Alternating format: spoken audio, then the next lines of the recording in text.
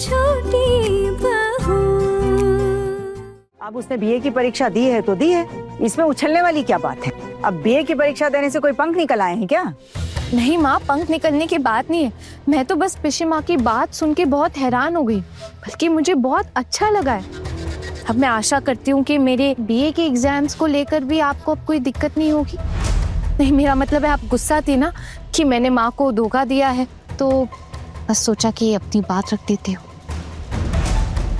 बस ठीक है, बहुत हो गया अब। ए लल्टू, चल ये सब छोड़, चाय ले, ठंडी हो जाएगी। बहू तुम भी लो। और दोपहर में खाना खा के ही जाओगे ना? नहीं बड़ी चाची, आज नहीं हो पाएगा, कहीं और जगह जाना है न्योता देने के लिए। न्योता देने आया भी है तो सबसे आखिर में आया है, अब शादी में समय भी नहीं बचा है। अगर तू हमें अपना मानता ना तो सबसे पहले न्योता देने यही आता। क्या बोल रही हो बड़ी चाची, आप तो हमारे अपने हैं, आपके पास जब भी जी करे आ सकता हूँ। हमारी गलतियों के लिए माफी चाहते हैं बड़ी चाची, लेकिन आप आने की कोशिश जरूर कीजिएगा। अरे पियो पियो, चाय पियो, लो मिठाई भी लो, बहू लो।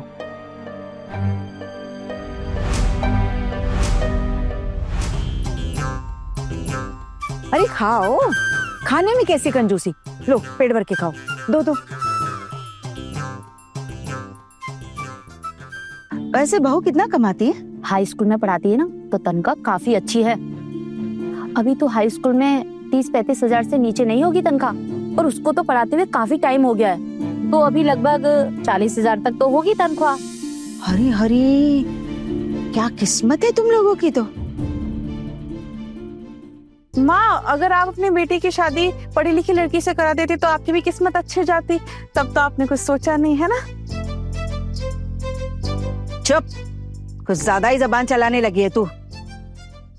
अच्छा बड़ी चाची, आते हैं।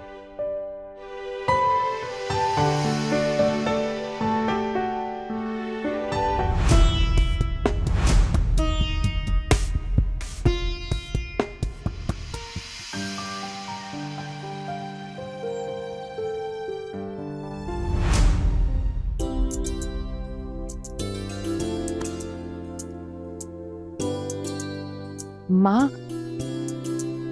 तुम चारों की मंडली मेरे सामने ऐसे अचानक हाजिर क्यों हुई? मुझे चैन से गीता पाठ भी नहीं करने दोगी क्या? माँ, हम सब कल शादी में जा रहे हैं क्या? मैंने मना किया है क्या जाने के लिए? जाओ जाकर नाचो वहाँ।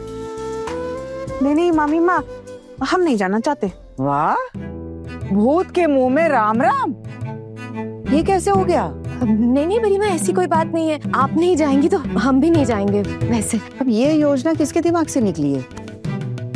जरूर छोटी बहू ने अपना दिमाग दौड़ाया होगा, हैं? क्यों?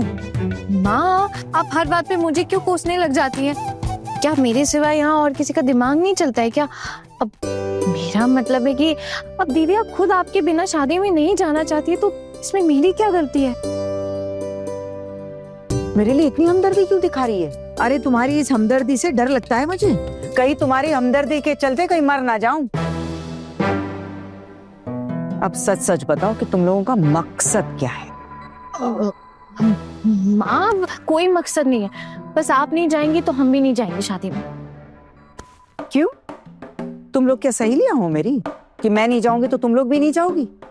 अरे तुम लोग अपना अपना देखो, मेरे पीछे क्यों पड़ी हो? तुम्हारे पति जा रहे, जाकर घुमाओ उनके साथ। माँ, एक बात सच कहूँ, आपके साथ वक्त बिताने में जो खुशी मिलती है ना, वो आपके बेटे के साथ रहकर नहीं मिलती। उल्टी सीधी बातें मत करना, मेरा बेटा लाखों में एक है, और सिर्फ छोटू ही क्यों, मेरे चारों बेटे बहुत अच्छे हैं।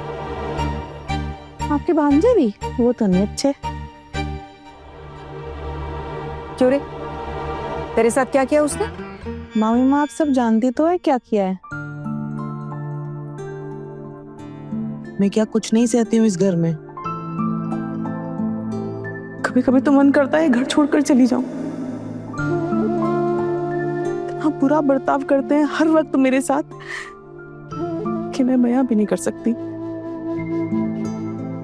माना कि मैं थोड़ी सी बेवकूफ हूँ, बुद्धू हूँ थोड़ी, लेकिन आत्मसम्मान तो मेरा भी है ना मामी माँ। चुप कर, और ये घड़ियाली आंसू मत बहा। अब शादी हुई है तो इतना तो सहना ही पड़ेगा, हम सब ने सहा है, तू भी सह लेगी। कोई बड़ा बलिदान नहीं दे रही हो तुम, घर गृहस्थी के लिए कर रही हो जो भी कर रही हो। अरे मर्द है, बाहर निकलना पड़ता है पैसे कमाने के लिए, होता है माथा गर्म। और इतनी छोटी छोटी बातों को दिल से लगा कर बैठेगी तो कैसे चलेगा?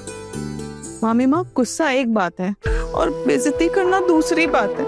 मैं चाहे कितनी भी बेवकूफ क्यों ना हूँ, लेकिन मान और अपमान में तो फर्क समझते ही हूँ ना।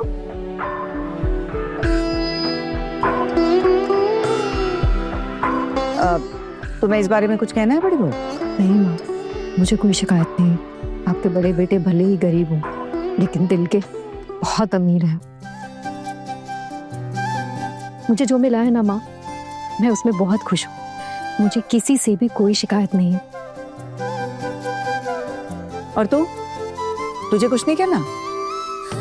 मामी माँ ये क्या बोलेगी? टुकुन भैया तो इसे कितना सारा प्यार करते। उसके प्यार का असर उसके नौकरी पर ना पड़े। अगर उसकी नौकरी चली गई ना तो हालात खराब हो जाएगी। नहीं नहीं बड़ी माँ, मैंने उनसे कही थी ये बात, फिर उन्होंने ही बोला कि साल में एक बार ही तो घर आता हूँ, और उनकी छुट्टी भी तो वैसे ही मिलती है ना, तो जब आते हैं काफी दिनों तक रुक जाते हैं। पर अब तो उनकी छुट्टी भी खत्म हो रही है, अब तो उन्हें काम पर वापस जाने का भी समय हो गया है। अब काम पर तो लौटना ही पड़ेगा, साल भर तो यहाँ नहीं बिता सकता ना। और तुम क्या किया है छोटू ने तेरे साथ? माँ, आप बुरा मत मानिएगा, लेकिन आप जितनी निडर और साहसी है ना, जैसे सच का सामना करना जानती है, आपके बेटे बिल्कुल उल्टे। मतलब उनकी वीर की हड्डी ना थोड़ी टेढ़ी, एक नंबर के डरपोक हैं वो। और मुझे डरपोक लोग बिल्कुल पसंद नहीं है माँ। ये क्या बके जा रही है तू? मेरे सामने मेरे बेटे को लेकर इतनी बड़ी बात कह दी तूने।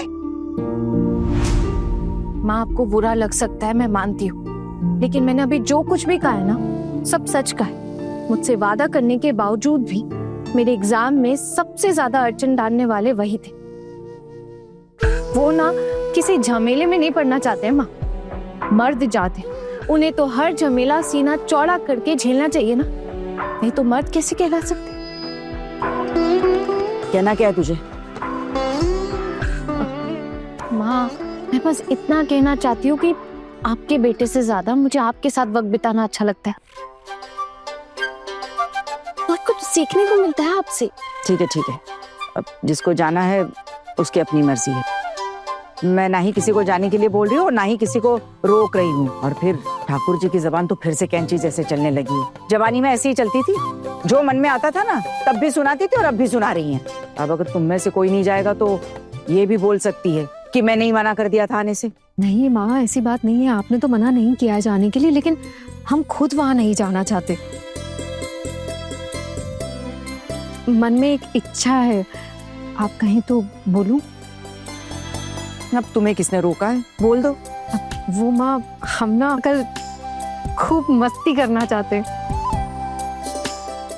मस्ती करना चाहते हैं मतलब? मामी माँ, वो हम सोच रहे थे कल ना हम बहुत मजे करेंगे। वो घर खाली है ना एक दिन के लिए, तो हम ना पार्टी करेंगे, पार्टी। बड़े घर की छोटी बहू, रात 9 बजे दंगल टीवी पर।